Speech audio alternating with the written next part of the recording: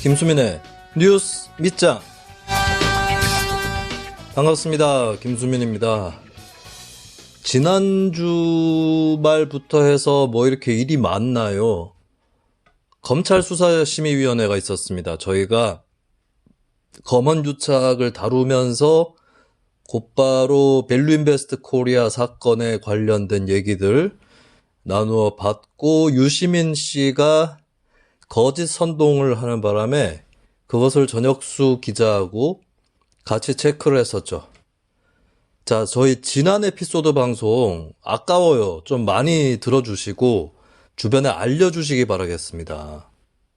자기만 듣지 마세요. 게시판에 보니까 혼자 듣기 아깝다 이런 반응이 올라와 있던데, 그러면 남들한테 좀 나눠가지고 이거 들어봐라 이렇게 얘기를 해주시면 좋을 것 같아요. 그리고 앞으로 밸류인베스트 코리아 사건은 수사도 더 진행이 되겠지만 끊임없이 쟁점화될 것이기 때문에 언제든지 누구한테 얘기를 하다가 밸류인베스트 코리아 사건 그게 뭔데 이렇게 얘기를 하시면, 누군가가 그렇게 얘기를 하시면은 해당 에피소드 편을 주소를 따서 링크를 걸어주세요. 직방입니다. 물론 1시간 정도 에피소드 길이가 길긴 하지만 이렇다 할 내용들은 다 들어가 있는 거겠죠? 그리고 지난주 금요일에 검찰수사심의위원회 발표가 났어요. 우리 게시판에 와가지고 계속 윤석열이 소집 요구한 수사자문단은 틀렸고 감옥에 있는 이철이 요구한 수사심의위원회는 옳다. 계속 그 얘기한 사람이 있어요. 다시 좀 나타나 봐봐. 검찰수사심의위원회가 채널A 전 기자 이동재한테는 계속 수사를 해라 권고를 했고, 한동훈한테는 수사 중단해라, 기소도 하지 마라 이런 권고가 나왔어요. 저 같은 사람들은 그 이재용에 대한 기소하지 말라라고 검찰수사심의위가 권고를 했기 때문에 이 기구에 대해서 굉장히 욕을 하지 않았습니까? 그런데 수사자문단은 공정하지 못하지만 검찰수사심의위원회는 그렇지 않다.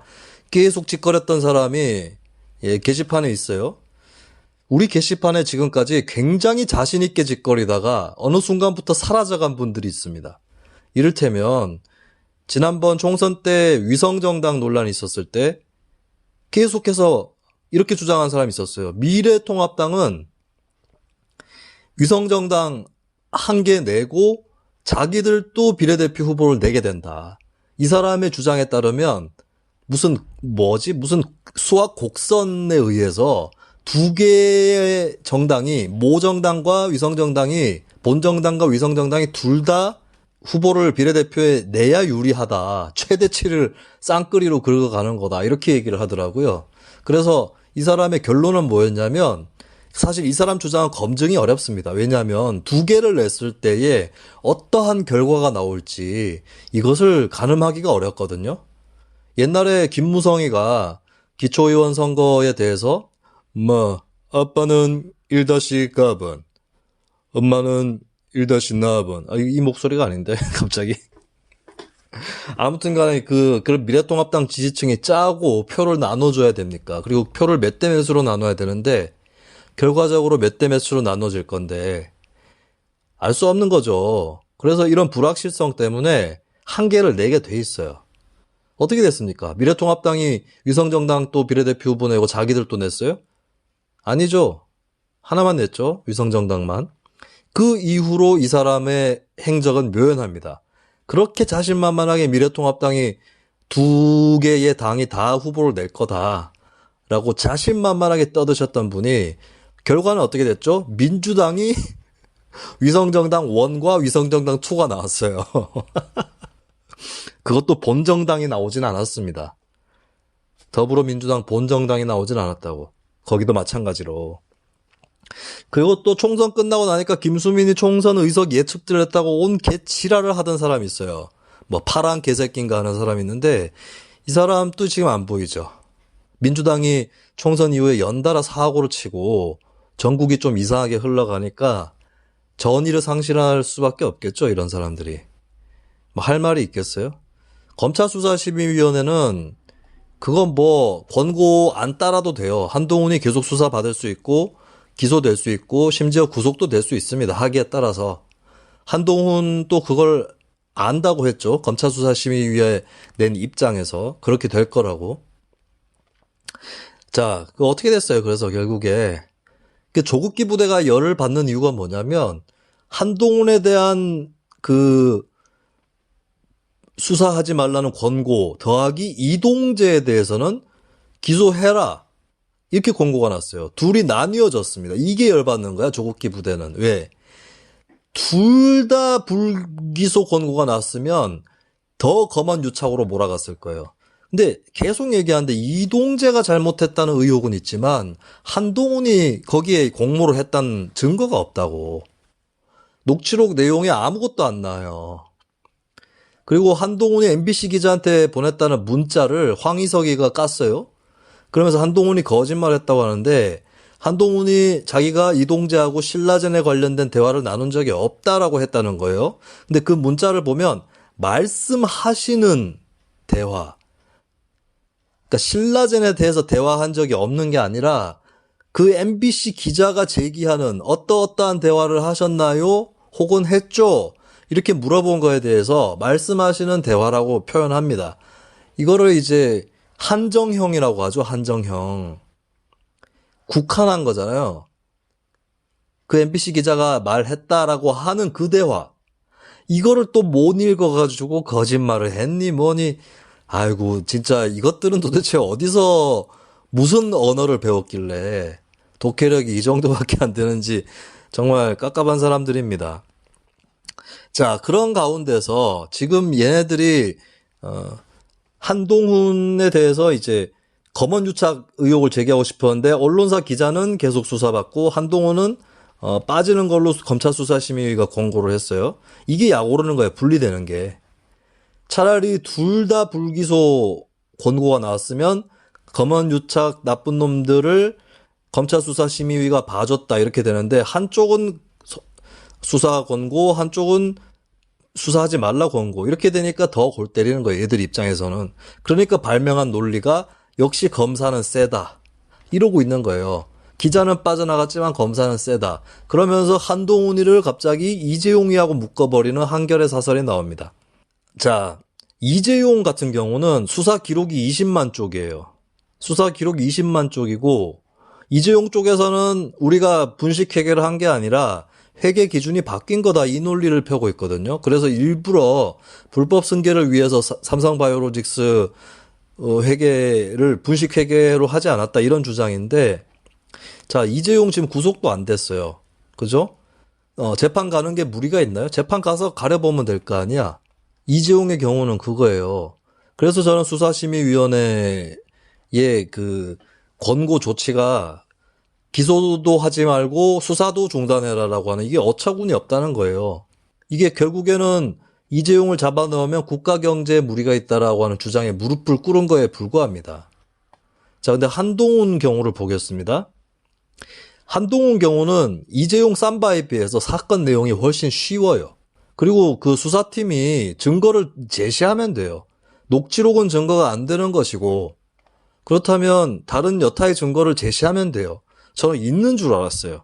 워낙 자신만만하게 얘기하길래 그러니까 이게 과연 유착인가라는 논란의 소지가 있든 없든 간에 이것이 바로 최소한의 정황 증거다라고 하는 건 있을 줄 알았어요. 그거 검찰수사심의위에 낸 거 아니에요? 그러니까 이거는 가려봐야 될, 그러니까 의혹만 제기하면 끝나는 게 아니잖아요. 한동훈 검언유착 의혹은 이재용 쌈바나 불법 승계 의혹에 비해서 제기한 지도 엄청 짧고 내용도 깊이가 없고 카더라만 전해지다가 이번에 증거가 없는 것으로 드러난 거예요. 그게 20만 쪽짜리의 쌈바 수사하고 같다고 봅니까? 그리고 쌈바 수사 누가 주도했나요? 대한민국 검사 중에서 재벌 저격수 누가 있나요? 한동훈 녹취록에도 나오죠. 자기가 이재용을 봐줄 생각이 제일 없는 사람이다라고. 제일 없는지는 따져봐야 될 것 같은데 어쨌든 한동훈은 재벌의 눈엣가시입니다. 이재용의 눈엣가시예요. 한동훈에 대해서 미래통합당이 편들어주는 논평을 안 냅니다. 왜? 한동훈이 이명박 조직이 수사했거든. 그 한동훈하고 이재용을 묶어가지고 검찰수사심의위가 불기소를 권고했다는 이유로 한겨레가 묶어서 사설을 썼어요. 한겨레는 그 밸류인베스트 코리아 취재나 똑바로 해요. 밸류인베스트 코리아 쪽한테 투자 받았죠, 한겨레가. 우리가 그 전혁수 기자편에서 다뤘지만. 그 받은 거야 뭐 모르고 받았을 수 있잖아. 그러면 그때 그런 흑역사를 딛기 위해서라도 제대로 취재를 하셔야지. 뭐 하는 거예요. 한겨레도 혹시 밸류인베스트 코리아 건이 묻히기를 바랍니까? 검언유착 건에다가. 자, 근데 지금 검언유착도 검언유착인데 검언유착가 누가 있는지 모르겠어요. KBS가 보도 참사를 일으켰죠. 사과까지 했습니다. 내부에서 난리 났어요.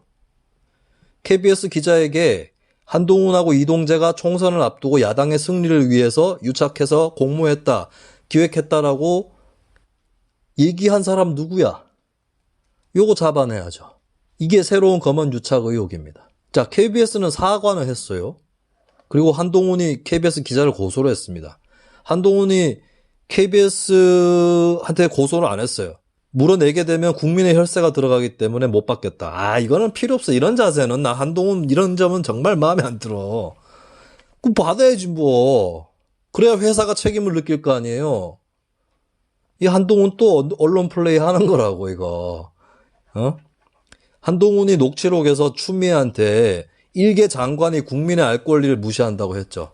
근데 이 새끼들이 뭐 검사 나부랭이가 장관을 무시하고 있다 이 지랄 까고 있어요. 국민 앞에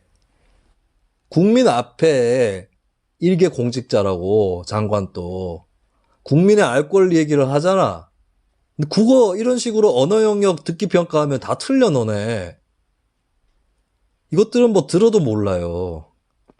괜히 녹취록 가져가지고 한동훈만 멋있는 검사 됐잖아. 한동훈이 뭐가 멋있어? 한동훈은 검사의 기본을 할 뿐이야. 그 정도는 검사 평균 정도가 돼야 된다고요. 뭐 멋있어 그게. 근데 한동훈이를 멋있는 검사를 만들어준 게 누구예요? 추미애, 황희석, 최강욱, 제보자 X, 유시민 얘네들이에요. 그리고 옛날에 한동훈이 언론 플레이 잘 합니다. 검찰 수사기법 중에서 언론에 막 흘리는 게 있어요.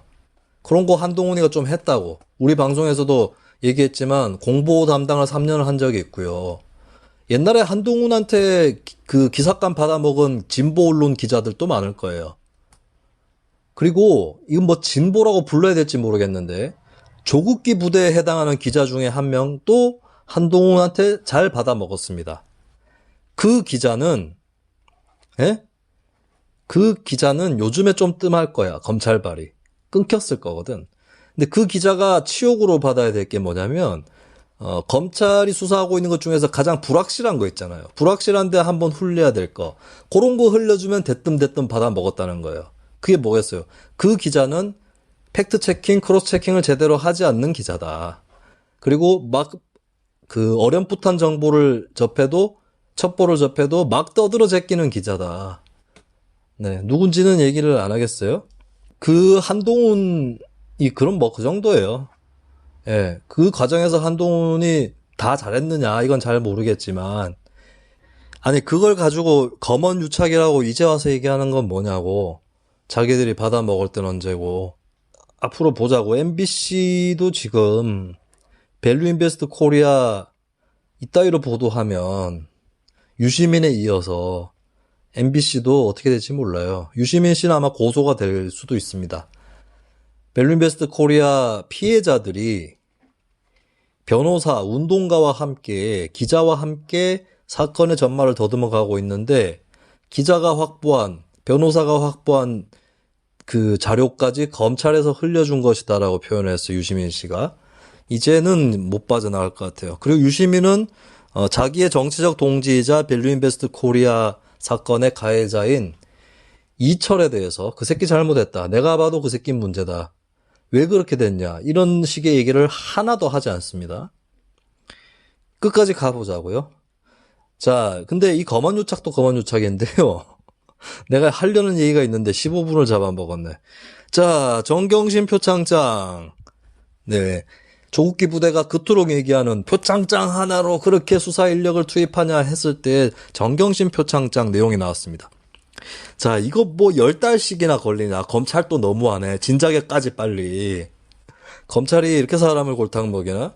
그 조국기 부대는 이 표창장 위조에 쓰였다고 하는 검찰에서 얘기하는 그 방법이 뭔지도 몰라요.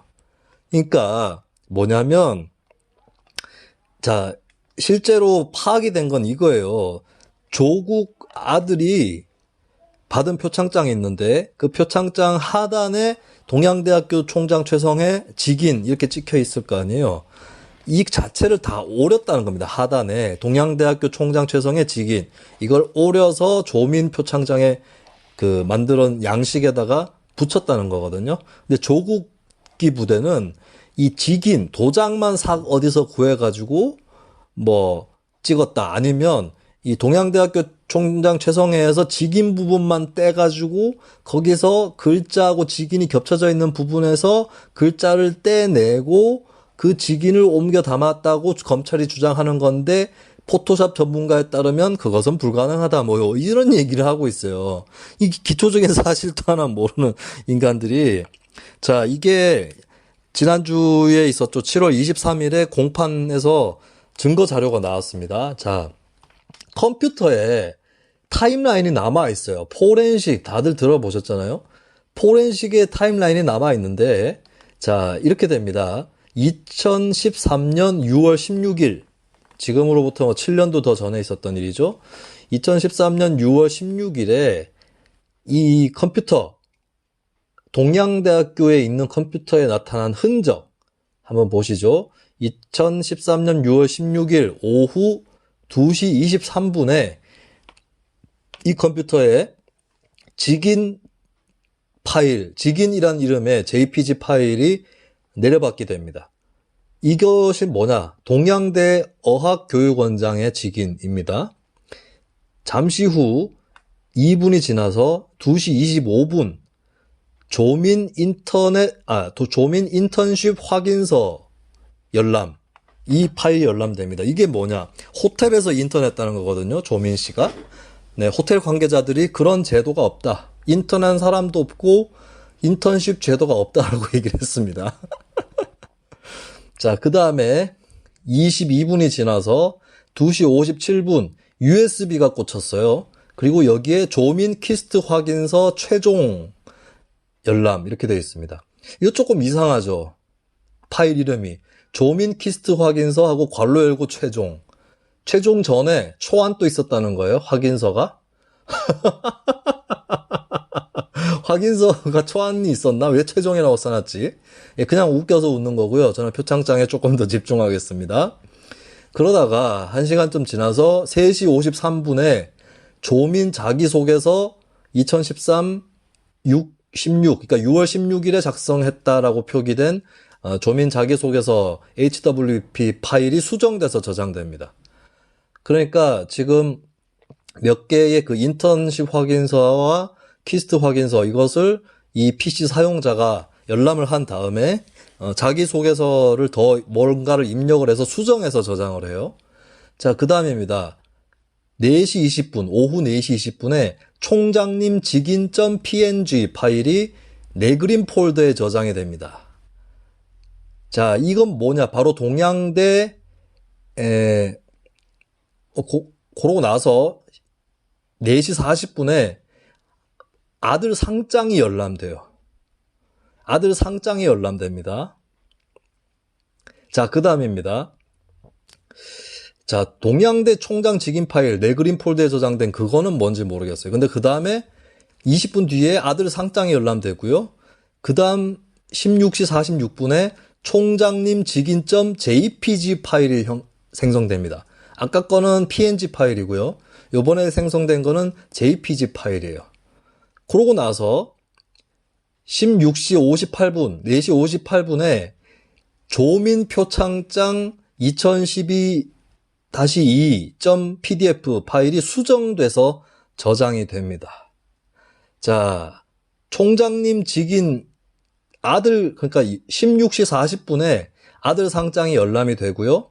이 아들 상장에서 오려낸 동양대학교 총장 최성해 부분이 16시 46분에 JPG 파일이 되고 그 다음에 16시 58분에 이것이 조민 표창장에 수정되어서 저장됩니다.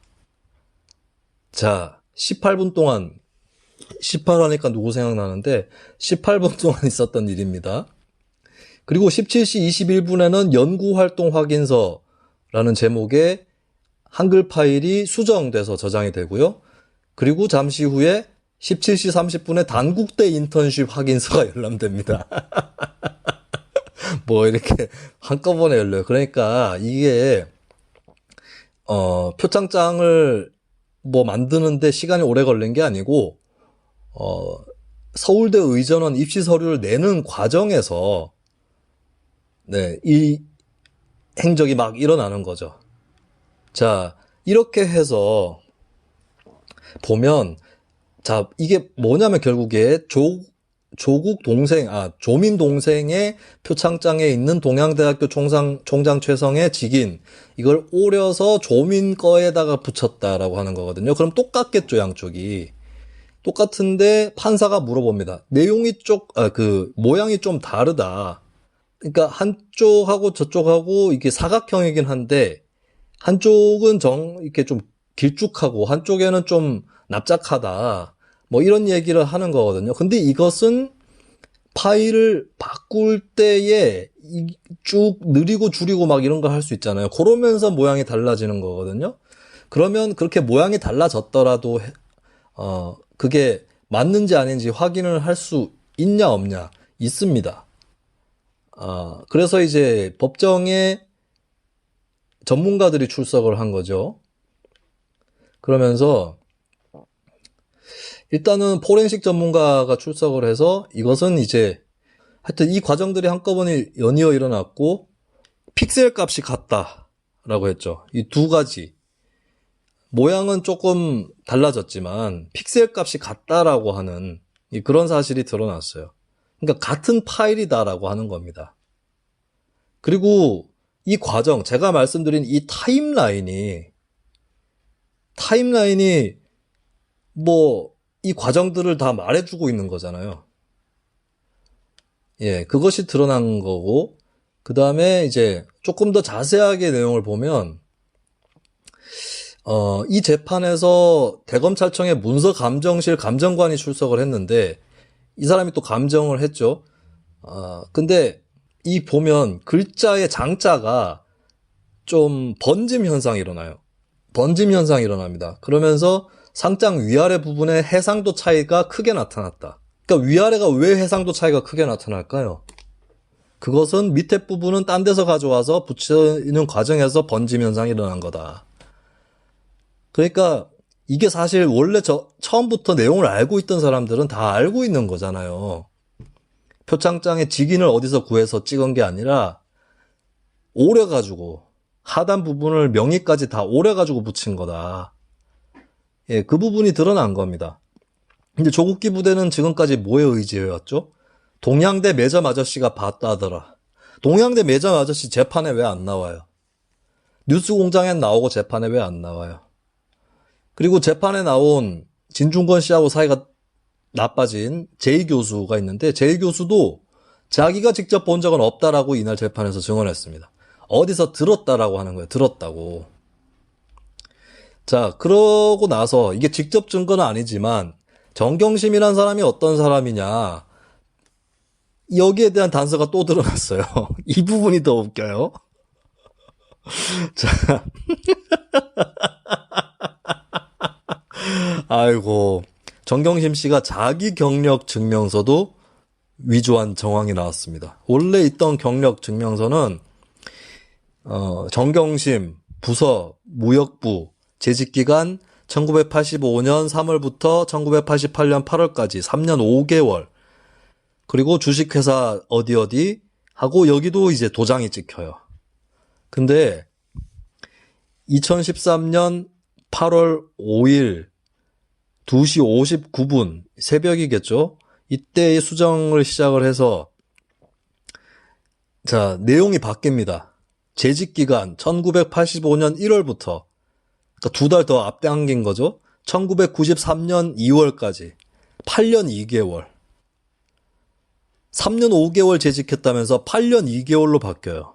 자, 이럴 수는 있어요. 진짜로 재직했는지 모르겠어요. 근데 하나의 가능성, 실제로 이건 좀 이렇게 내가 변호하기도 좀 거시기 한데 1985년 3월, 1988년 8월 이렇게 일을 해놓고 경력증명서를 뗐었는데 이게 근데 언제 뗐는지 모르겠네요. 내가 이거 변호를 해주려고 해도 잘 모르겠어요. 근데 자, 재직 기간을 3년 5개월에서 8년 2개월로 늘린 건 그렇다 쳐요. 그러면 경력증명서 만약에 뒷부분에 새로 만들어진 경력증명서가 사실이라면 경력이 그러면 그 회사 거를 그냥 회사한테 가가지고 경력증명서 이거 잘못됐으니까 혹은 내가 더 일했으니까 떼주세요 하면 될 거 아니에요. 근데 원래 있던 경력증명서에서 주식회사 어디 직인 이 부분을 또 오려내가지고 캡처해서 오려내서 붙여넣기 합니다. 왜 이러냐고요. 이거 어디였더라? 옵티머스 사건이었나? 거기서도 무슨 은행 직인인가가 뭐 위조된 적이 있어요. 왜 이러냐고. 그리고 이제 진짜 그럼 조민이 동양대에서 뭐 활동을 했느냐.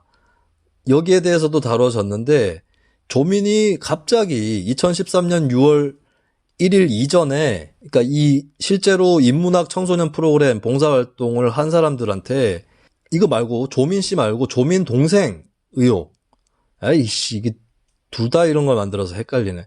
조민 동생 의혹이 있습니다. 조민 동생 의혹 같은 경우는 동양대의 청소년 인문학 프로그램에서 논증과 비평 부문 우수상을 받았어요. 근데 수료식이 2013년 6월 1일인데 수상자 4명이 정해져 있었고 상장도 준비가 돼 있었어요. 근데 갑자기 이 조국 씨 아들, 정경심 씨 아들이 상을 받게 됐다는 거예요. 갑자기. 당일에. 4명 더하기 1 해서 당일에. 여기에 대해서 이제 동양대 제2교수가 온라인 카페에 2개의 수강 후기를 올렸다. 수료식 전날 밤에. 하나는 자기 엄마가 했던 정경심 교수 강의였고 하나는 진중권 동양대 교수 강의였다. 2개의 수강 후기 내용이. 근데 진중권 교수는 그런 학생을 본 적이 없다라고 증언했어요. 근데 없다라고 증언한 거지 확실한 건 아니겠죠. 물증상으로는. 근데 웃기는 건 뭐냐면 그 글을 보고 이 아들이 상을 받는 사람에 추가가 된 거예요. 근데 온라인 카페에 글을 올린 걸 가지고 상을 주나요? 그렇다 칩시다. 글을 올린 사람을 보니까 50대 여성 회원 정보가 50대 여성 그 다음에 같은 아이디로 다른 학부모 카페에서 한영외고 카페에서 내가 누구 엄마다 이런 소개글을 올렸다. 그러니까 글쎄 엄마 아이디로 접속해서 내가 쓴 거 올렸어요. 이럴 수는 있겠죠. 아니 그럴 수 있나? 근데 그런 거면 왜 쳐주냐고. 자 이런 거예요. 내용이 별의별 걸 다 조작을 하고 정경심 씨 본인 것도 조작을 했다고요. 그리고 이게 PC에 남아있는데 왜 조국기 부대 또 사기치냐고. 조국기 부대가 인터넷 커뮤니티 같은 데 글을 올려서 표창장을 2개 올렸어요. 2개 올리면서 왼쪽 거랑 오른쪽 거랑 아예 다르다. 동양대학교 총장 최성해에서 한쪽은 직인 쪽에 글씨가 하나만 있고 한쪽은 2개가 있다. 이런 식으로 얘기를 했어요. 근데 그래서 왼쪽하고 오른쪽하고 전혀 다른 건데 어떻게 이게 위조냐, 떼다 붙인 거냐 이런 얘기를 하더라고요.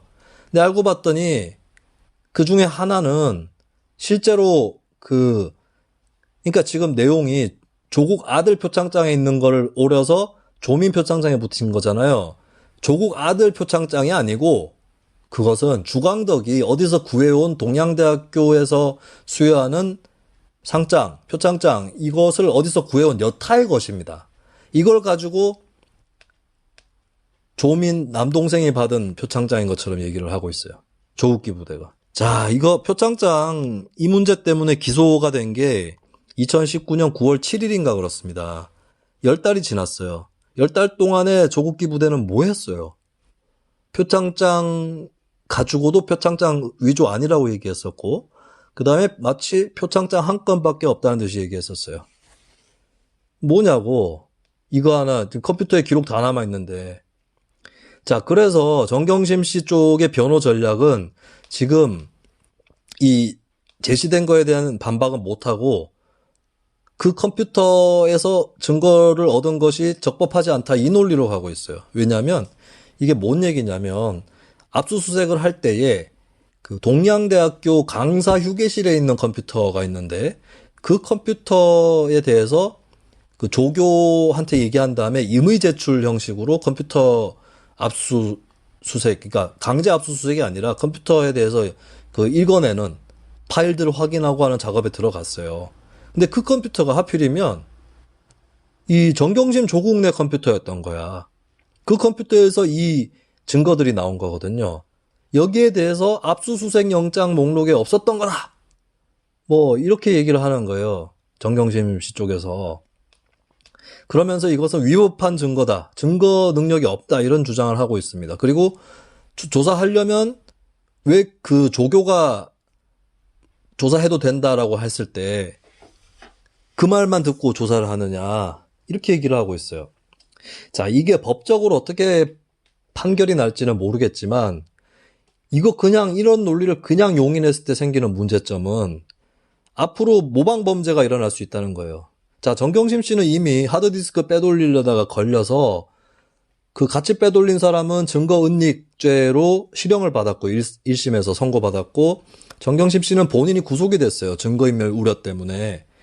근데 그렇게 갖고 튀는 것에 대해서도 처벌은 당연히 할 수 있는데 만약에 지금 정경심 변호인단이 펴고 있는 이 논리에 따르면 자기 컴퓨터를 자기 컴퓨터 아닌 것처럼 어디다가 살짝 놔도 되는 거예요.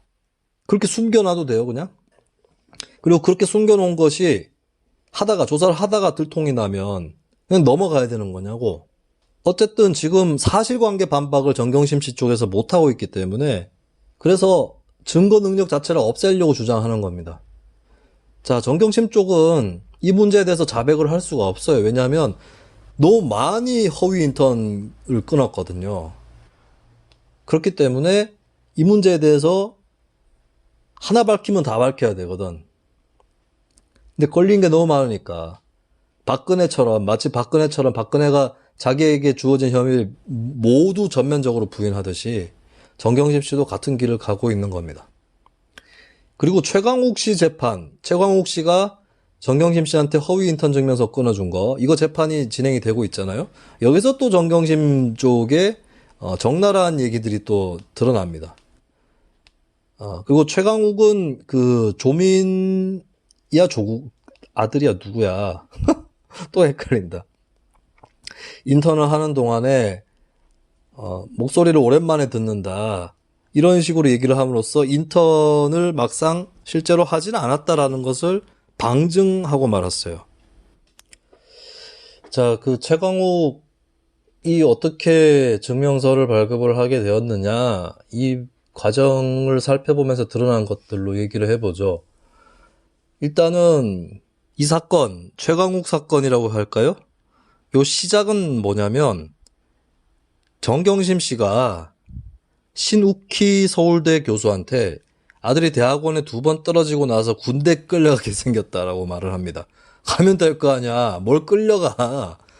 지금 뭐 삼국시대 때 징집하는 것도 아니고. 그러니까 이제 신욱희 교수가 내가 고려대 교수 중 국제대학원 하나, 경영학 하나에 인터뷰 전 강하게 추천했다는 얘기를 하면 완충장치가 될 수 있다. 뭐 이런 얘기를 했고요. 그리고 아들의 면접을 앞두고 나서 정경심 씨가 와인 한 병을 들고 신 교수를 방문했고 신 교수는 문자 메시지 답장을 보내서 좋은 결과 있기를 바랍니다. 라고 했다는 거예요. 참고로 이 신 교수는 이미 연세대나 고려대 교수들에게 청탁을 한 사실을 시인했다. 검찰 수사에서 시인을 한 상황입니다. 근데 또 이 신 교수는 조국 아들의 대학원 합격 여부를 미리 알아놓고 전해준 정황도 검찰이 확보를 하고 있는 거죠. 그래서 그 정경심 조국 가족 메신저 채팅방에 정식 합격 발표 일주일 전에 합격 통보를 받고 축하하는 대화가 오고 갔다고 합니다. 2017년 5월 이런 과정 속에서 최강욱 인턴 증명서 발급이 이루어졌다고 하는 거죠. 그래서 최강욱 씨가 정경심 교수한테 도움이 되었으면 한다, 뭐 이런 문자를 보낸 적도 있다고 합니다. 그렇다면 진짜로 인턴을 했느냐? 그러니까 지금 검찰 측에서는 최강욱 쪽이 거짓으로 인턴 증명서를 발급을 해줬고 그걸 받아가지고 조국 정경심이 또 기간을 부풀리는 식으로, 아까 전에 얘기한 정경심 씨가 자기 본인 경력 부풀리는 것처럼 그렇게 했다라고 하는 거고, 여기에 뒷받침이 되는 간접 정황들, 증거들을 추가로 이번에 제시를 한 거죠. 근데 이제 그러면 인턴을 했느냐? 그러니까 검찰이 표창장 위조 과정에 대해서만 논증한 것이 아니라 실제로 표창장을 받을 만한 프로그램에 조민이 활동한 적이 없다라고 하는 증언들을 모았듯이 마찬가지예요. 여기에 대해서도 진짜로 했느냐, 안 했느냐, 그리고 급하게 그렇게 인턴 증명서를 만들어야 될, 위조해야 될 그런 일이 있었느냐라고 하는 거에 대해서 그 정황들을 추가로 제시를 하는 거죠. 더 강력하게 뒷받침하기 위해서. 근데 이제 예를 들면 이번에 공개된 것 중에서 2017년 5월에 최강욱 씨가 정경심 씨한테 문자를 보내가지고 메시지를 보내서 오랜만에 땡땡 목소리를 들었네요. 오랜만에 땡땡 목소리를 들었네요. 네. 그러니까 이게 인턴 증명서에 나오는 기간에 만나지 않았다라는 거죠. 오랜만에. 2017년 5월에 오랜만에 목소리 들었네요. 그러니까 만났다고 쳐요. 목소리 들었네요가.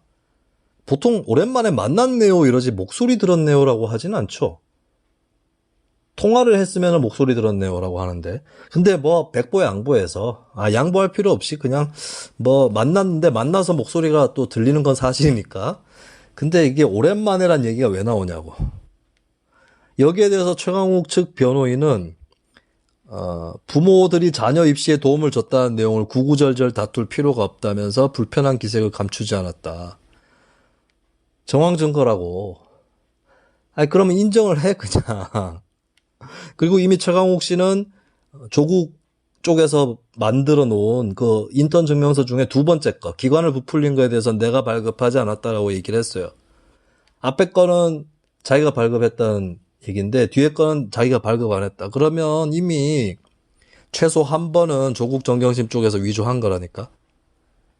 그러니까 지금 이 사람들이 개망신을 자초하고 이렇게까지 온 거예요. 서초동에 그 15만 명 정도 모았었잖아요. 그거 어떻게 된 거야? 예? 그러려고 사람들 그렇게 모았나? 그거 못 털게 하려고? 자, 진짜 이 뭐 PC에 기생충이 사는 것 같아요. 기생충에 보면은 영화에 서울대학교 문서위조학과 다니냐? 서울대학교에 문서위조학과 있는 줄 알겠다. 뭐 이런 대사가 나오죠. 거기 보면은 송강호의 아들이 이제 거기도 뭐 재학증명서를 위조하지 않습니까? 근데 거기는 진짜 고난도예요. 직인만 쏙 빼가지고 붙여요.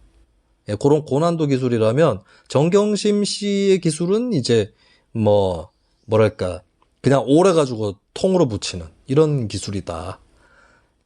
이 정경심이 안 했다. 이 타임라인에 나타났는데 글쎄 이거 뭐라고 빠져나갈까요? 정경심이 안 했다. 그러면 이렇게 칩시다. 뭐 상호간에 조작이 이루어진 것도 사실이지만 정경심이 안 했다. 그러면 뭐다? 그 PC에 기생충의 한 마리 사는 것으로 정리를 하겠습니다. 그래도 되나? 자, 제가 얼마 전에 TV 아사히 프로그램에 출연을 했습니다. 그게 제가 녹화를 현지 연결해서 한 것은 7월 6일이었나? 그 정도였고요. 원래 방송은 7월 11일 정도에 나가기로 했었어요, 방송이. 근데 일본에서 수해가 나면서 수해 관련한 방송 편성이 있었고, 제가 나왔던 방송부는 2주일 지나서 7월 25일에 방송이 됐습니다. 그리고 유튜브에도 방송이 올라와 있는데요. 한일 관계 악화에 대한 특집입니다. 처음에 아사히에서 연락이 저한테 바로 온 게 아니고요.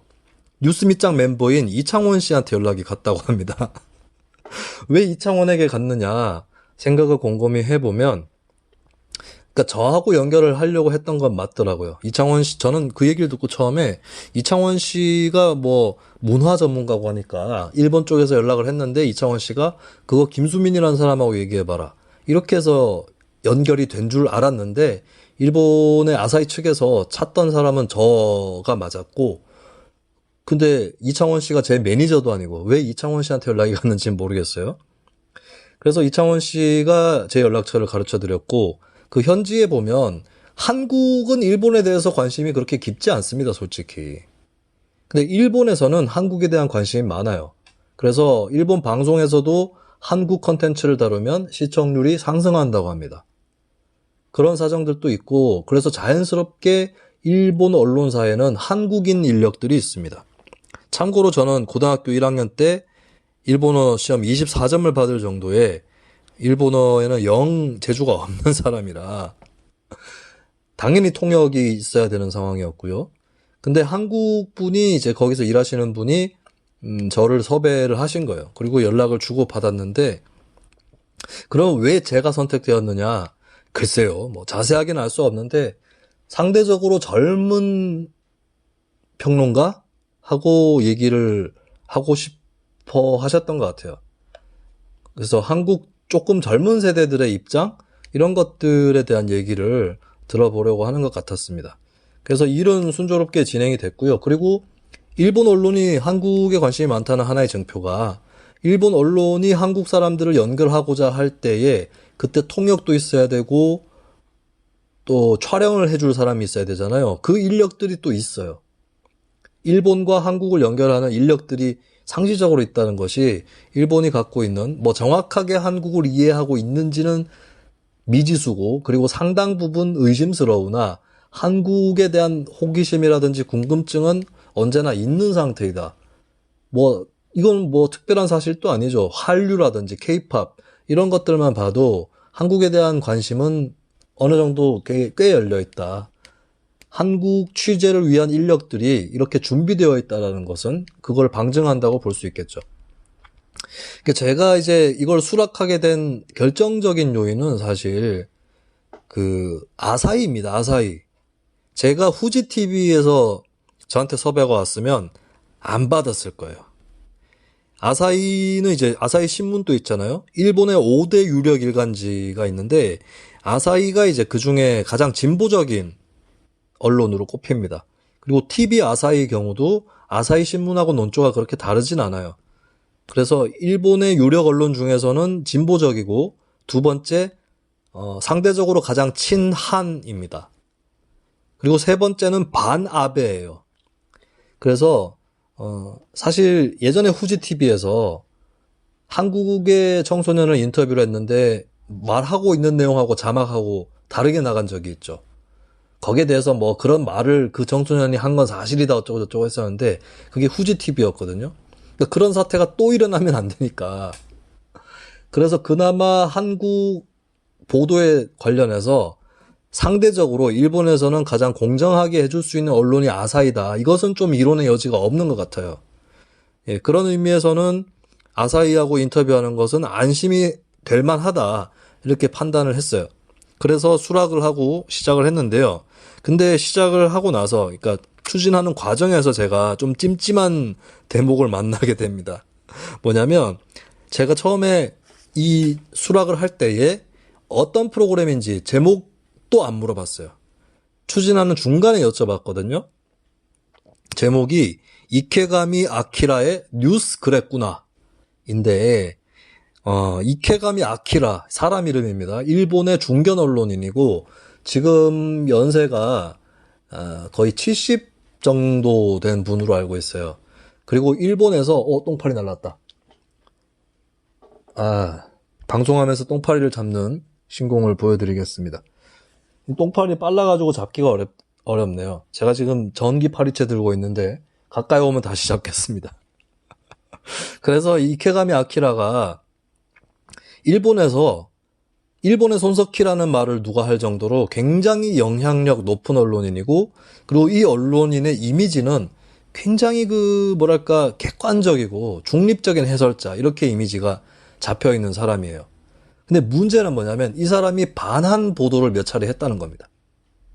수차례 얼마나 많이 했는지 모르겠는데 주요 몇 가지 사건들이 있어요. 참고로 이케가미 아키라는 보수 우익 쪽 사람은 맞는 것 같고요. 근데 또 반아베 성향이에요. 이게 일본의 보수 세력이 하나가 아니죠. 어느 나라든. 그렇기 때문에 반아베 쪽에 속하는 것 같은데, 아까 제가 말씀드렸던 문제 그 보도, 후지TV 보도, 그 보도도 이케가미 아키라 씨의 프로그램이었습니다. 물론 그 자막이라든지 이런 것들을 제작진이 짠 거겠지만, 그리고 이제 묘하게도 이 이케가미 아키라 본인이 반한 발언을 직접 하는 것보다 그 프로그램에 나온 다른 패널이 하는 경우들이 상당히 있다라고 하는 얘기가 있더라고요. 제가 일본 언론을 이렇게 정통해서 알고 있진 못하고 또 잘 보지도 않으니까 자세히는 알 수 없지만, 근데 이제 아사히라고 하니까 제가 일단 받은 거예요. 그리고 얼마 전에도 이케가미 아키라가 한국에는 진단 키트를 많이 사용하는 이유가 제대로 점검 안 해보고 막 쓰기 때문이다라고 얘기를 했다라고 합니다. 이런 식으로 그래서 제가 다짐을 했어요. 필요하면 이 사람하고 싸운다. 제가 누구하고 싸우려고 출연하는 건 아니지만 필요하면 이 사람하고 싸운다라고 생각을 했습니다. 근데 그런 일은 벌어지진 않았고요. 사전에 질문지를 받았는데 제가 질문지도 질문지지만 일본 분위기에 대해서 좀 탐색을 해봤거든요. 근데 좀 우려가 되는 부분이, 일본 사람들이, 한국 사람들은 반일 교육을 많이 받고 학교에서도 그런 교육을 엄청 받고 막 씩씩거리는 듯한 그런 느낌으로 일본을 바라보는 거 아닌가, 이렇게 의심들을 하는 분위기가 있더라고요. 그리고 젊은 세대가 그게 강하다. 한국의 젊은 세대가. 근데 이게 완전히 틀린 거죠. 한국의 젊은 세대는 민족주의적 반일 감정이 가장 약한 세대입니다.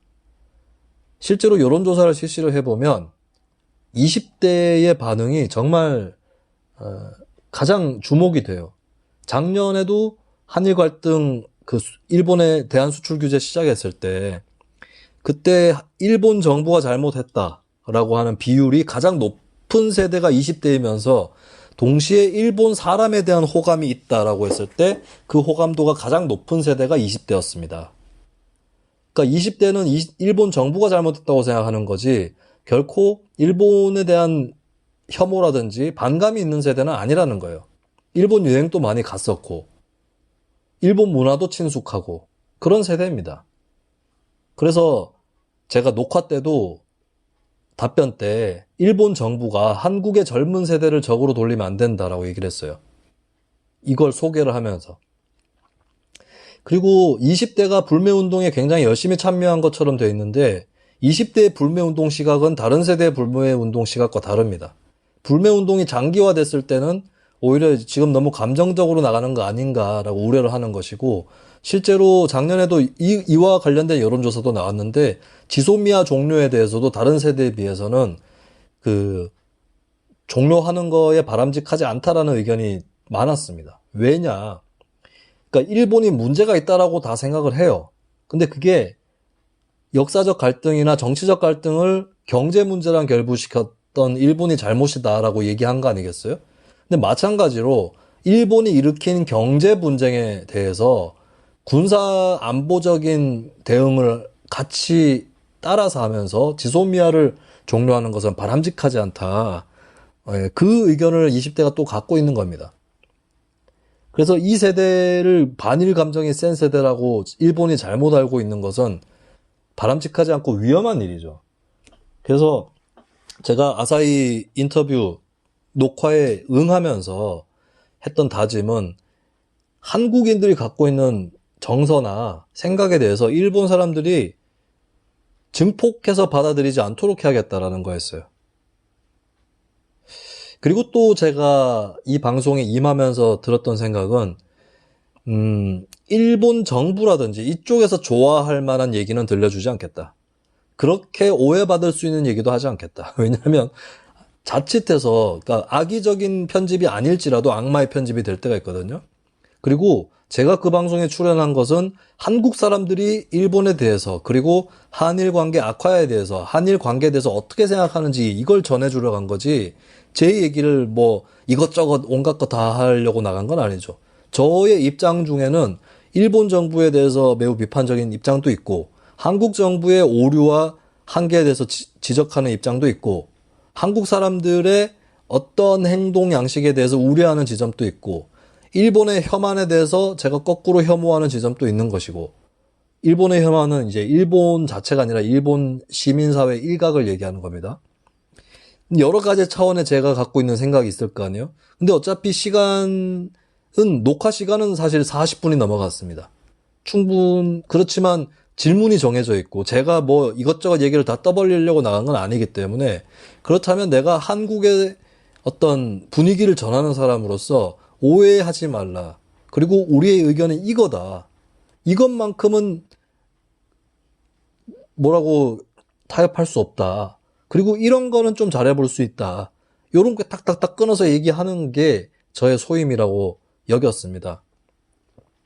그렇게 해서 답변을 준비를 했고, 사전 질문지가 왔어요. 왔고, 답변 개요를 미리 달라고 하더라고요. 그래서 이게 방송에 실제로 나간 것은 5분 정도 분량일 겁니다. 그러니까 저 말고도 길거리의 한국 시민 인터뷰, 뭐 한국의 젊은 사람 인터뷰 이런 것들이 들어가 있었고, 제가 그 사이사이에 이제 전문가 비슷하게 나와가지고 해설을 하는 그런 컨셉트였거든요. 그러다 보니까 이제 뭐 제가 답변했던 부분들이 많이 삭제가 됐습니다. 뭐 삭제라고 할 것까지도 없고, 편집된 것은 작은 부분이다. 40 몇 분 녹화해서 5분 정도의 분량, 5분 내지 7분이라고 했나요? 그 정도 분량이 들어가는 거예요. 그래서 제가 우려했던 것은 이게 혹시 몇 곡다리만 따가지고 발언이 왜곡될까, 이게 좀 우려가 됐던데, 제가 그래서 다 녹음했습니다. 제가 인터뷰한 부분은 다 녹음했어요. 그리고 제가 일본어를 모르니까 다른 분이 좀 보셨는데요. 특별히 뭐 왜곡돼서 나간 부분은 없었다, 이런 얘기를 듣긴 했습니다. 만약에 무슨 시비가 불거지면 제가 그날 녹음한 제 발언 전문을 공개를 하도록 하겠고요. 그리고 보니까 막상 그날 질문이 들어오는데, 질문은 이제 그 진행자이자 뉴스 해설자인 이케가미 아키라 씨가 하기도 했지만, 거기 패널들이 또 하거든요. 근데 이게 컨셉트가 어떤 컨셉트냐, 방송이. 뭐, 예를 들면 MBN의 아궁이랄까, 뭐 이런 거 생각하시면 돼요.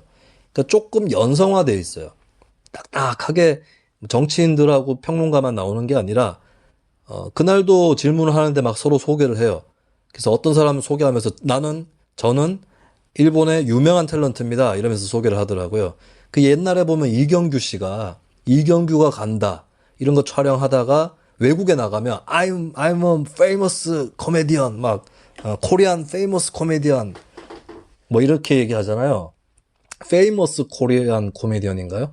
순서가? 여하튼간에 그렇게 막 너스레를 떠는데, 마찬가지로 일본의 그 연예인 분들도 저는 일본의 유명한 탤런트입니다, 이렇게 소개를 합니다.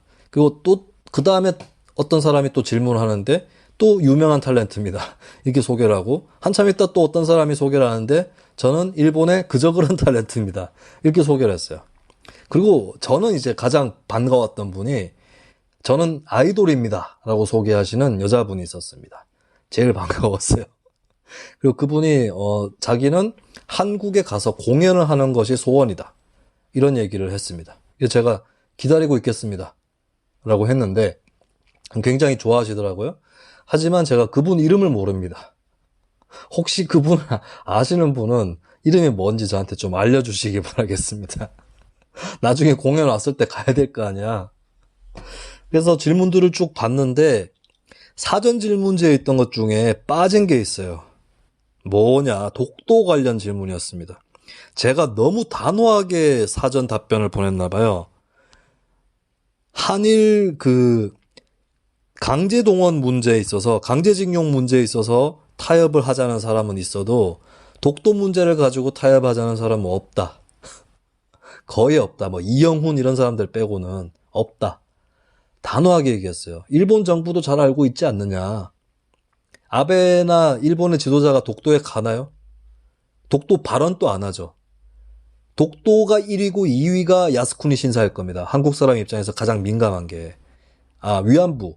독도 1위, 위안부 2위, 야스쿠니하고 강제동원 이렇게, 그 다음, 이렇게 되겠죠. 근데 야스쿠니에 아베가 안 가고 있죠. 야스쿠니 참배에 쓰이는 곡물이라고, 지팡이 같은 거 있어요. 그것만 아베가 보내고 있고, 아베가 본인이 가지는 않고 있습니다. 한국 대통령이 독도에 이명박 빼고는 방문 안 하듯이. 얼마나 민감한 문제인지 알기 때문이에요. 그래서 제가, 당신들도 알겠지만, 독도는 양보할 수 없는 당연히 한국 땅이고 그런 식으로 답변을 써 보냈습니다. 그리고 요 당일날 무슨 질문이 들어올 것 같아서 제가 길게 얘기할 수는 없겠지만 요 얘기는 하려고 했죠. 한국과 일본의 여러 고문서들이 독도가 한국의 땅이라는 것을 증명하고 있지만 무엇보다도 예전에 일본 제국주의 시대 때 독도는 조선 총독부 관할이었다. 그러니까 대한제국 땅이었다가 조선 총독부 관할이 되는 식민지가 되었다가 그 다음에 대한민국 독립할 때의 땅이 그대로인 거죠. 근데 독도는 조선 총독부령이었거든요. 관할이었거든요. 그럼 어디 땅이에요, 지금? 한국 땅이죠. 그럼 니네가 왜 독도를 조선 총독부 관할로 넣었냐고. 그 얘기 정도만 딱 해주려고 했는데 독도 관련 질문이 아예 빠져버렸습니다. 왜 그러냐니까 독도 문제가 일본 사람들은 독도에 관심 없어 이렇게 생각들을 하죠. 2010년 이전의 얘기였대요. 2010년 이후에 일본에서도 독도에 대한 관심이 늘어났고 독도는 자기네 땅이라고 생각하는 사람들이 많아졌습니다. 일본에. 그러니까 지금 우리 한국인 입장에서도 절대 양보할 수 없는 1순위가 독도 아니겠어요? 근데 일본에서도 일본 진보 세력도 독도가 한국 땅이다라고 인정하는 세력이 거의 없습니다. 작년에 일본 참의원 선거 때 레이와 신센 구미라고 하는 굳이 얘기하면 진보 성향이 맞아요. 진보 성향이 맞는데 레이와 신센 구미의 당 정책 중에 하나가 독도를 한국에 줘라였어요. 한국에 줘라가 무슨 의미냐? 자기네 건데 그냥 줘라는 겁니다. 원래 한국 땅이다가 아니라 한국에 줘라, 외교 관계를 위해서 한국에 줘라라는 거였어요. 레이와 신센구미가 자민당이나 이런 보수 세력이 아니거든요. 그러니까 일본에는 진보 세력도 독도가 한국 땅이다라고 생각하는 쪽이 거의 없어요. 그러니까 상호 간에 굉장히 민감한 문제인 거고, 그래서, 그리고 저도 굉장히 단호하게 답변할 것이었기 때문에 그쪽에서 불상사를 우려했는지 독도 관련한 질문은 빠졌습니다. 그리고 저한테 제가 소개를 했어요. 한국 사람들은 일본의 문화라든지 이런 걸 좋아한다. 결코 싫어하지 않는다. 이런 얘기를 했는데 저한테는 물었어요. 어떤 사람이 그러면 당신은 김수민상은 일본에 뭐가 좋느냐. 근데 제가 좀 멋있게 대답해야 되는데 일본의 어떤 디자인이랄까 문화, 예술적인 것들 그리고 물건을 예쁘게 만든다. 이런 거 일단 얘기했어요. 장인정신이라고 얘기하면 될 거를 예쁘게 만든다 이런 표현을 썼는데 이 부분은 아마 방송에 안 나갔을 거예요. 그 다음에 제가 지방의원을 했잖아요. 지방의원을 하다 보면 해외 사례 공부를 하게 되는데 일본이 지방자치가 발달해 있고 일본 지방자치 여러 사례들이 있습니다. 이를테면은 가와사키시의 어린이 권리 조례라는 게 있어요. 아동 권리 조례. 이거를 제가 벤치마킹을 꽤 해서 저도 어린이 청소년 권리 조례를 만드는 작업을 한 적이 있어요. 그래서 일본의 지방자치나 풀뿌리 주민운동의 저력. 이게 제가 어릴 때도 기억이 나는데 고베 대지진이 있었죠. 1994년인가 5년인가 고베에서 지진이 있었는데 그때 제가 아직도 기억나는 게 어떤 사람이 스쿠터를 타고 다니면서 도시락을 배달하고 있는 지진의 막 그 흔적이 잔뜩 있는 그 공간을 누비면서 그때 일본 시민사회가 발동을 하면서 이웃들과 주민들을 돕는 작업에 들어갔었죠. 그런 부분들 보면 일본의 풀뿌리 운동 저력은 대단하다. 그런 기억이 있습니다. 그리고 그런 얘기를 또 그쪽에 전달을 했죠. 특별히 감명을 받은 것 같지는 않은 듯한 굉장히 덤덤한 모습이었습니다. 그리고 그쪽에서 좀 웃음이 터졌던 적이 있는데 이것도 방송에 안 나갔던 것 같아요. 김여정, 북한의 김여정이 남한 대통령을 맹비난하지 않았냐? 어떻게 생각하냐? 한국의 분위기는 어떻냐? 이런 질문도 나왔거든요. 제가 여기서 조금 느껴지는 게, 결국에 남북 관계도 그렇고 한일 관계도 그렇고 이게 1대1 관계가 아니에요. 주변국들하고 연관국들이 다 얽혀 있습니다. 그래서 사실 우리가 잘 알고 있어야 될 게 일본 사람들은 남한하고 북한을 굉장히 구분합니다.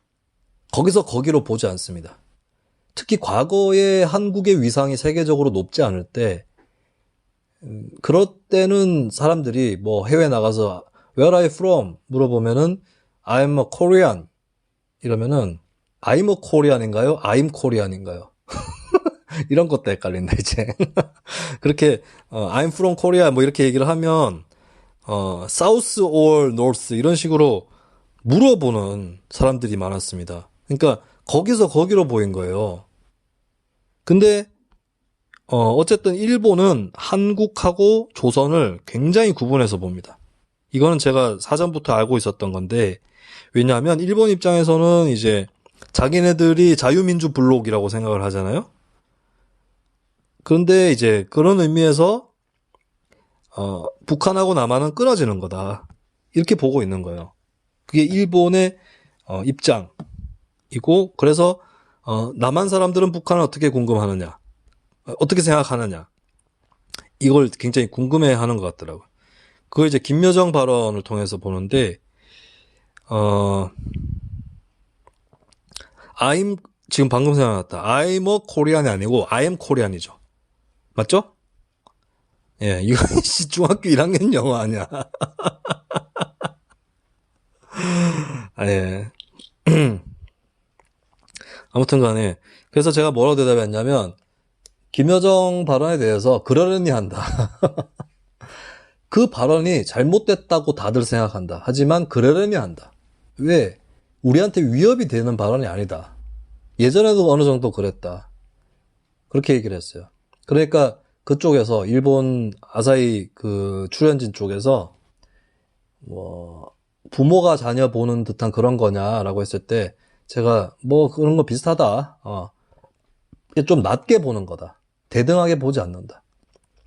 그 얘기를 왜 했냐면 한국의 젊은이들은 일본에 대해서 대등하게 생각한다라고 제가 전달을 했습니다.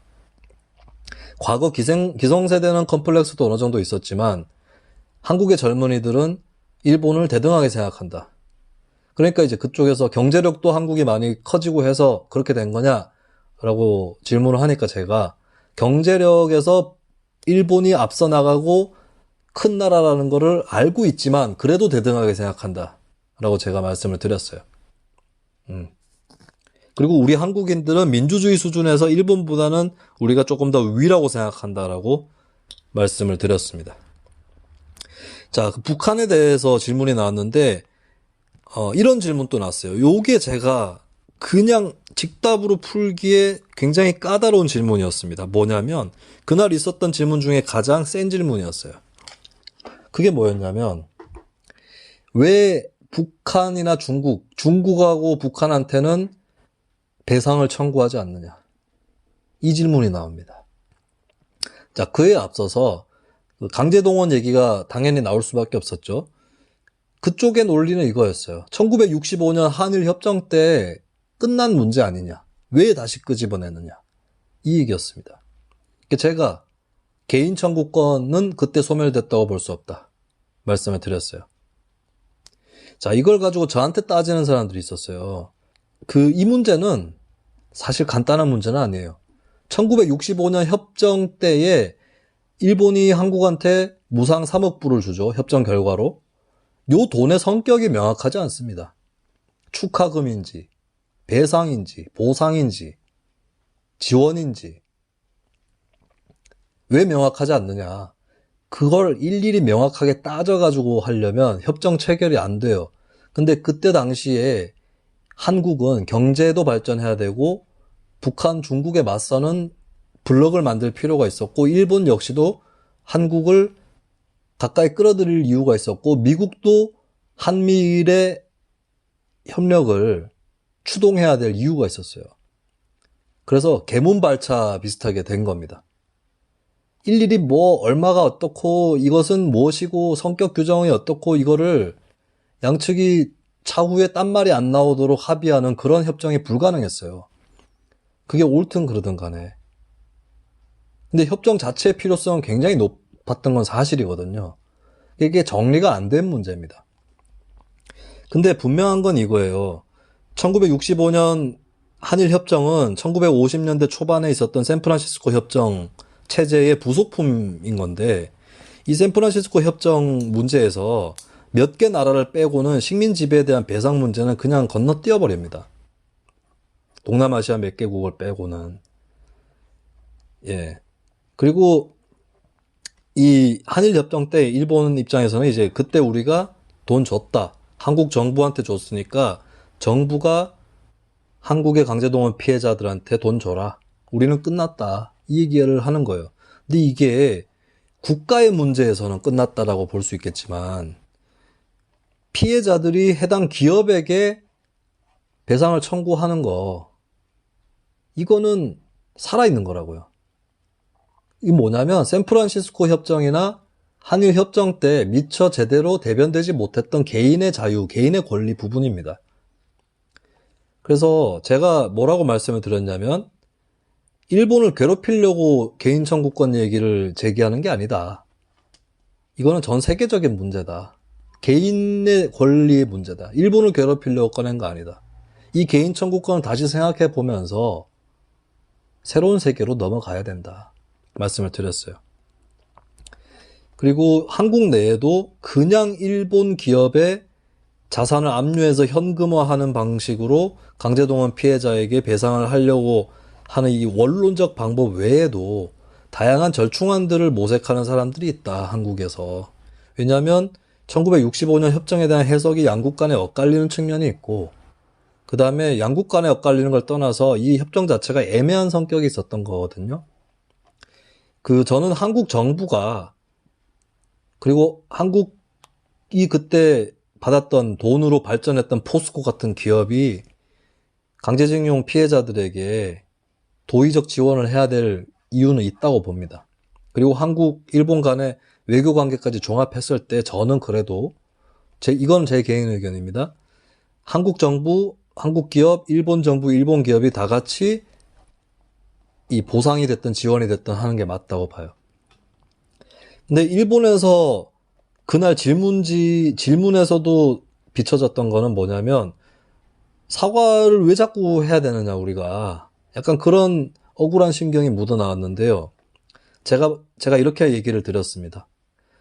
타협할 수 있다. 타협을 하려면 사과해야 된다. 왜냐하면 한국 사람들은 과거에 일본에서 몇 번 고노다마라든지 천황 발언이라든지 이런 걸 가지고 얘기했던 거 아는 사람은 아는데, 근데 문제는 이 사과를 지금 되돌리려고 하는 게 아니냐고 의심을 하고 있다. 딴 생각하고 있는 거 아니냐는 거다.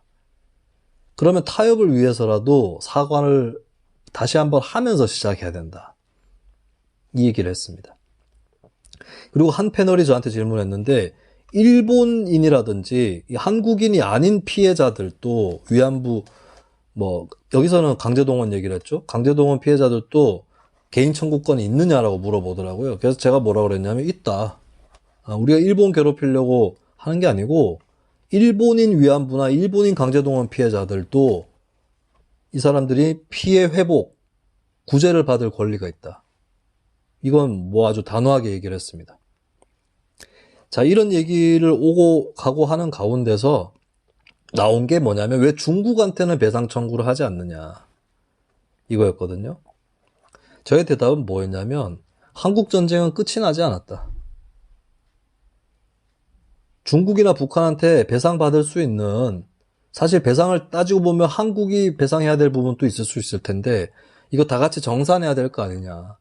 근데 문제는 한국 전쟁이 안 끝났다. 그런 얘기를 꺼내볼 수 있는 단계가 아니다. 라고 제가 대답을 했어요. 한국 전쟁이 안 끝난 게 얼마나 고마운지 그때는 될 수 있는 이유가 있으니까. 사실은 그 질문에 저는 조금 난감했어요, 속으로는. 왜냐하면 제가 평소에 주변 사람들이나 틈나는 대로도 과거사 문제를 가지고 너무 원론적으로 대응할 수 없다라고 제가 말씀을 드려요. 그러면서 우리가 북한하고 중국한테 막 사과하라고 하지 않지 않느냐. 이런 얘기를 하긴 하거든요. 그 말인 즉슨 양쪽을 똑같이 대해야 된다는 뜻은 아닙니다. 그런 뜻이 아니고 따질 거면 저기랑 또 따져야 되는데 우리가 넘어가고 있지 않느냐. 외교를 위해서. 북한, 중국과의 외교를 위해서 한국전쟁 때 있었던 거 사과 안 받고 있고 그 외에도 전쟁 때야 서로 치고받고 싸웠다 그렇다 치더라도 북한에서 뭐 연평도 포격한 거라든지 이런 거 우리 사과 안 받았잖아요. 그래도 하잖아요. 그런 얘기를 저도 하기 때문에 어느 정도는 조금 난감했는데 그래도 제가 정확하게 이성적으로 대답했다고 생각해요. 중국하고 북한은 배상 얘기를 할 수 있는 사이가 아니다.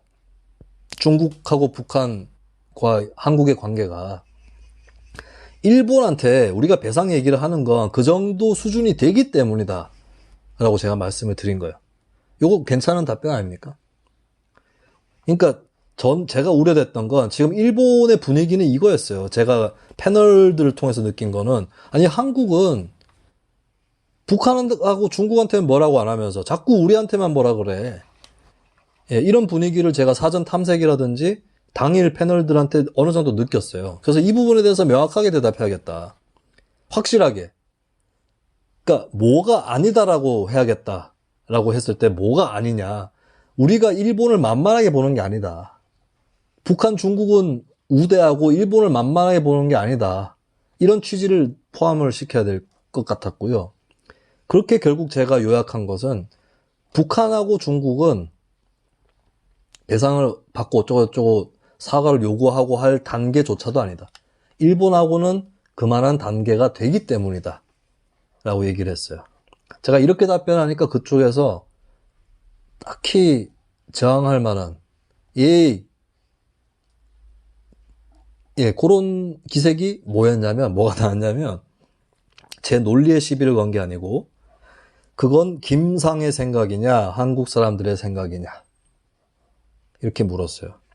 자, 이게 중요하지 않은 거는 이게 현실이에요. 제가 풀이해 준 게. 이게 제가 풀이한 건 맞죠. 근데 솔직히 제가 여러분들한테도 물을게요. 북한이 더 가까워요? 일본이 더 가까워요? 한국에. 여러분들 중에 북한 여행 갔다 오신 분 몇 분 있어요? 일본 여행 갔다 오신 분은 몇 분 있나요? 북한에 가신 분이 있을 수도 있겠죠. 어떻게 가셨어요? 그 과정을 생각해 보세요. 일본하고 북한 둘 다 가보신 분들 계시죠? 어떻게 가셨어요? 둘이 차이가 없었나요? 북한은 육로로 가고 일본은 비행기로 갈 수 있겠죠. 그런 의미에서 북한이 가까워 보이겠죠.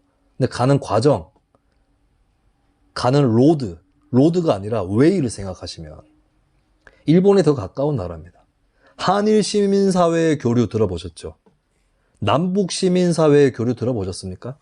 지금 뭐 한국 국회에서 남북 국회회담을 추진한다는데 북한의 국회가 어디 있어요? 이거 서로 호환이 안 되는 거라고요. 한국하고 북한은 110볼트와 220볼트의 차이가 있습니다. 물론 이건 저건 비유입니다. 왜냐하면 실제로 그 일본의 가정집은 110볼트를 많이 쓰죠. 우리는 220인데.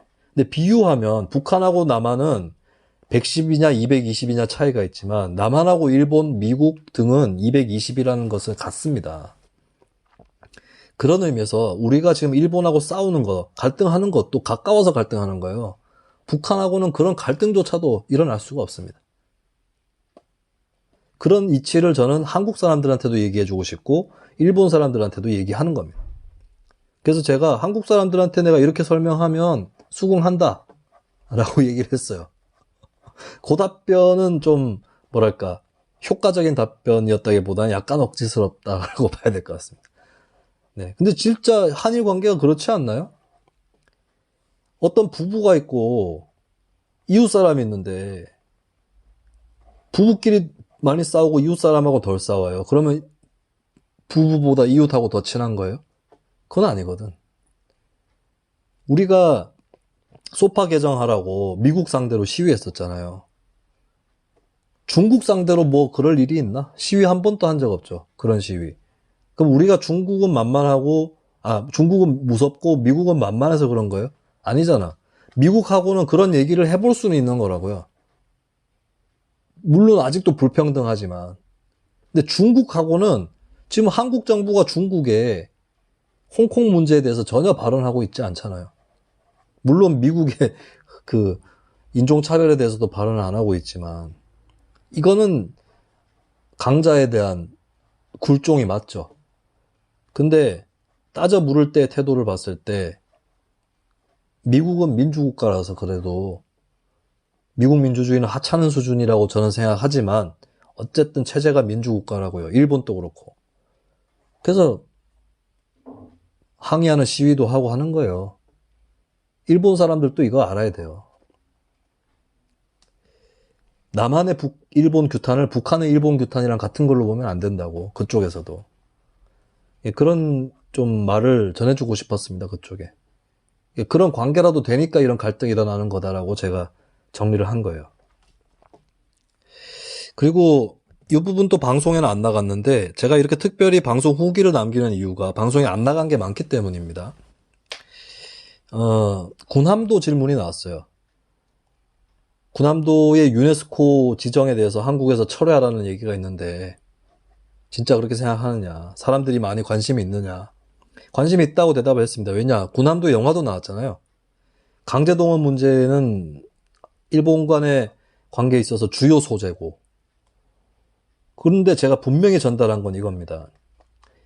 일본에서 군함도를 유네스코 유산에 등록하는 과정에서 한국에서 반발을 하면서 뭐라 했냐면, 그러니까 군함도 자체를 유네스코 유산 지정 자체를 반대하는 게 아니다 라는 걸 저는 명확하게 하고 싶었어요. 한국 사람들이 반대하는 건 그게 아니라 군함도가 여러분들 사진으로 다 보셨겠지만 굉장히 독특하잖아요. 진짜 섬이 아니라 무슨 군함 같잖아요. 굉장히 이거는 저는 이 섬의 정치라든가 모습, 문화 이런 것만 보면 당연히 유네스코 문화유산으로 등록할 수 있다고 봅니다.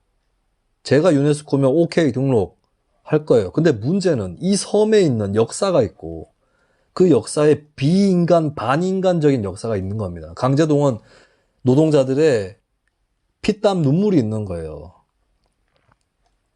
그 역사를 같이 기록하면 되는 거 아니겠습니까? 일본이 그 잘못된 과거사를 연장시킬 게 아니라면 그 섬에 표지도 세워놓고 해서 강제동원 피해자들이 여기서 엄청나게 고생하고 다치고 죽고 했었다. 그거 남겨주면 되는 거예요. 그리고 주 유네스코 일본 대사가 그거를 남기겠다고 약속을 2015년에 했습니다. 근데 약속을 안 지킨 거잖아요. 그래서 철회하라고 한국 사람들이 요구하는 거지 군함도 따위가 왜 그런 거 아니잖아요.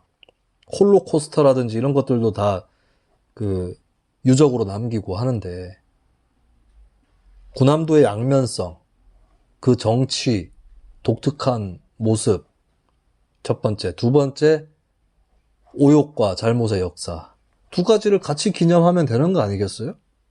이 얘기죠.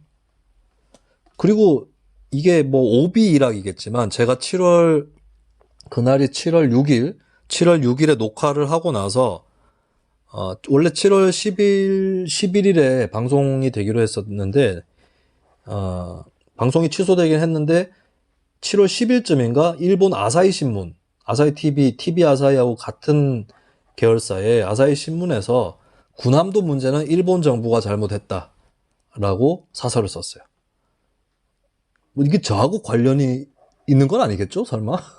사설 쓰는 사람이 제가 녹화하는 걸 우연히 보고 그렇네 하고 찾아보고 진짜 일본 정부가 잘못했네 뭐 이러지는 않았겠죠? 원래 알고 있었던 거겠죠? 근데 마침 시점이 그래가지고 예, 근데 방송에 군함도 부분은 안 나갔던 걸로 제가 얘기한 거는 예, 그래서 제가 그 녹화를 4, 50분 했는데 5 내지 7분 정도밖에 안 나갔었다 뭐 그런 얘기였고요. 그리고 이제 마무리 발언으로 그럼 앞으로 한국-일본 관계는 어떻게 해야 되느냐 그 얘기가 나왔을 때 제가 드린 건 이거였어요. 미국과 중국 간의 갈등 굉장히 격화되고 있고 북한 핵 문제도 있다. 이 상황에서 한국과 일본이 따로 떨어져서 걷는다면 양국 간에 굉장히 힘든 상황이 될 것이다. 양국 다. 그리고 일본은 패전 국가의 아픔을 딛고 오욕을 딛고 발돋움하기 위해서 한국의 지지를 절실하게 필요로 한다. 잘 지내야 한다. 어떻게 됐든. 그리고 김대중 오부치 선언 다시 생각해보자. 이미 이정표는 나와 있었다. 한국과 일본은 둘 다 민주주의 국가고 원폭 피해자들이 많은 평화를 추구할 수밖에 없는 국가다. 이 두 가지 공통점만 해도 크다. 여기서 출발하자. 뭐 이 정도의 메시지를 남기면서 녹화가 마무리가 됐습니다. 요즘에 보니까 문재인 대통령도 일본의 유화적인 제스처를 때때로 취하고 있어요. 그러니까 이게 쉬운 문제가 아니었습니다. 문재인 대통령이 진짜 그 자산을 다 현금화해야 된다라고 주장한 것도 아니었어요. 작년 한일 갈등이 본격화됐을 때가 7월인데 6월에 문재인 대통령이 1+1, 한국 기업과 일본 기업이 같이 그 피해자들에게 구제에 나서는 이 방안을 얘기했습니다. 문재인 대통령은 절대 원론적인 접근을 안 했어요. 근데 씨발 나는 토착외국어 문재인 대통령은 짱이야?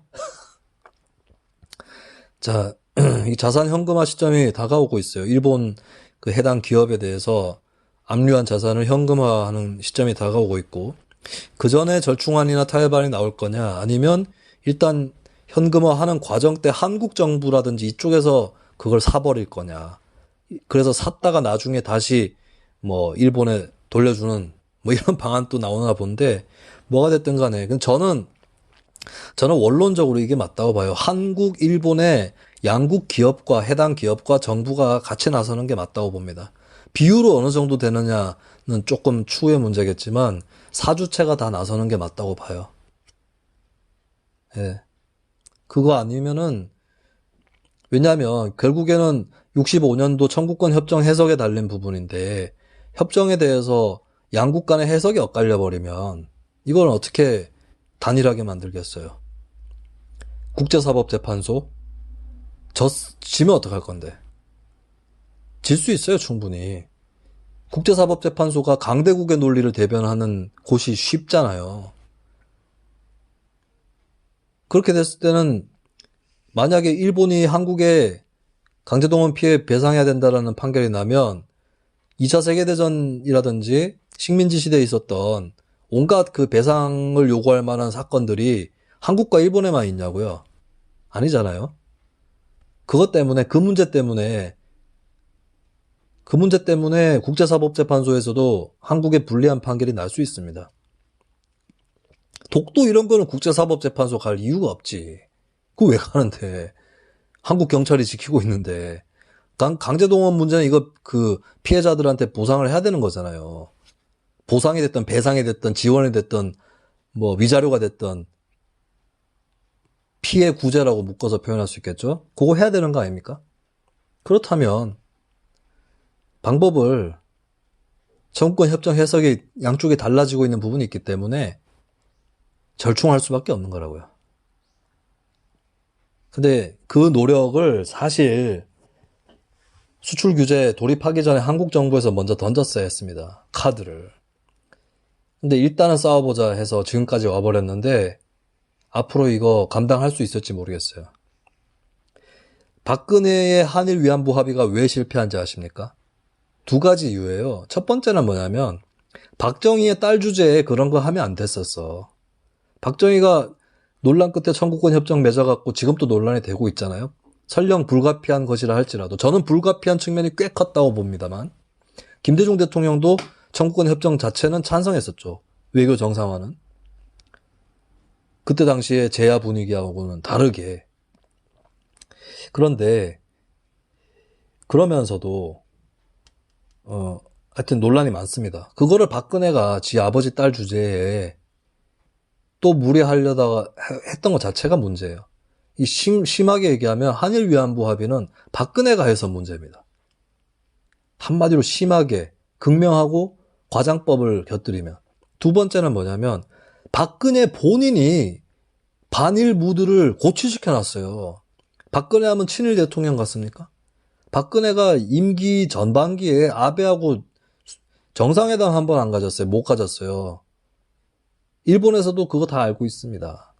일본 사람들 눈에는 이명박, 박근혜, 문재인이 다 그냥 반일을 고취시키기에 바빴던 대통령. 뭐 이 정도 수준이 돼 있어요. 근데 그게 그럼 거짓말이냐? 아니거든. 이명박 독도 방문해가지고 개설레발 친 거 생각해보세요. 그 다음 박근혜도 또 자기 집권 기반에 유리하니까 반일을 정치적으로 이용했다고요. 그렇게 반일을 정치적으로 이용해놓고 한일 위안부 합의를 했어요. 박근혜 자기 딴에는 내가 일본을 졸라 괴롭혀가지고 이 합의를 따냈다. 이렇게 생각하겠죠. 일본에서도 한일 위안부 합의 싫어했습니다. 아베가 정말 싫어했어요. 미국이 압력 넣고 막 해가지고 된 거예요. 박근혜의 그런 생각은 완전한 망상은 아니다라고 볼 수 있어요. 하지만 국민들 입장에서는 뭔데 이거? 이거 뭔데? 이렇게 된 거예요. 이런 식으로 하면 안 된다고. 그러니까 박근혜 자업자득이라고. 일본이랑 어떤 합의를 하고 절충을 할 때는 거기에 맞는 모드를 만들고 맞춰놓고 무드를 만들 필요가 있어요. 자, 문재인 대통령도 올해 경축사에서 일본은 가까운 이웃이다, 가장 가까운 이웃이다라고 표현했어요. 근데 작년에 너무 불질을 했기 때문에 수습하기 쉽지 않을 거라고요. 김대중 전 대통령은 달라요.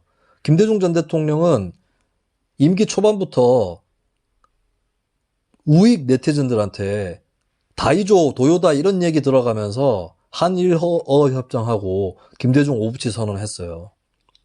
김대중 대통령은 반일 감정을 정치에 이용하지 않은 대통령입니다. 그 김대중 대통령이 대중문화 개방도 했었고, 그리고 한일 관계 개선을 통해서 남북 관계 개선까지 갔고, 그 다음 2002년도에 고이즈미와 김정일의 조일 정상회담까지 간 거예요. 한일 관계와 남북 관계는, 한조 관계는, 그리고 조일 관계는 다 엮여 있는 거라고요. 미국, 중국과의 관계도 마찬가지고. 근데 문재인 정부 외교 노선이 한일 관계만 악화시킨 게 아니라 지금 결과적으로 보세요. 북한하고도 틀어졌죠. 미국하고도 심상치 않죠. 중국에서도 아직 한한령 있죠. 이게 다 틀어지는 게 이유가 있다고요. 자, 근데 일본하고 연결이 제대로 안 되면 어디랑 연결될 거냐? 이 질문 다시 드리는 거고요. 그리고 참고로 제가 아사히 TV 인터뷰에서는 문재인 정부 욕을 하나도 하지 않았습니다. 문재인 정부가 반일을 추구하고 있는 정부인데 국민들에게 인기가 좋나요? 라고 하는 질문이 저한테 왔을 때 제가 문재인 대통령은 올해 3.1절 경축사에서 일본을 가장 가까운 이웃이라고 생각했다. 그냥 반일이라고만 받아들이면 안 된다라고 얘기했어요. 야, 씨발. 100명의 문바보다 1명의 김수민이 더 낫지 않냐? 100명이 뭐야? 100만 명의 문바보다 1명의 김수민이 더 낫지 않냐고. 일본 방송 나가서는 한국 대통령 욕 안 하잖아. 그 현지에서 좀 이런 얘기가 왔어요. 그 한국의 보수 패널들 섭외를 하면은 자꾸 자국 정부 욕을 한다고. 그래서 그 사람들이 아니고 저한테 섭외가 온 측면도 있어요. 예, 그건 맞아요. 그러니까 제가 얘기했어요. 나는 그 한국 정부 요즘에 많이 까는데요. 일본 매체에 나갔으니까 일본 정부를 까겠습니다. 이렇게 얘기를 했어요. 근데 그날 제가 일본 정부를 많이 공격하진 않았어요. 않았는데 이런 얘기는 했죠. 한일 관계 잘 되기를 바라는 지식인들이 진보 보수 양쪽에 다 있는데, 이거 질문지에는 내가 써서 보냈는데 당일 질문이 들어왔었나? 근데 어쨌든 간에 이 타협을 해보려고 해도 아베 정부, 일본 정부의 처사 때문에 타협하자는 사람들이 힘을 얻기가 어렵다. 이건 지적을 했어요. 그리고 일본 정부가 한국 청년들을 적으로 돌리지 말라. 이것도 지적을 했고.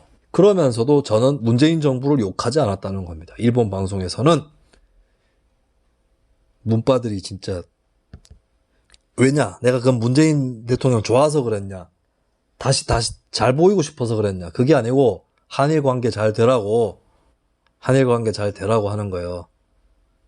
문재인 정부가 나한테 상을 줘야 돼요. 상을.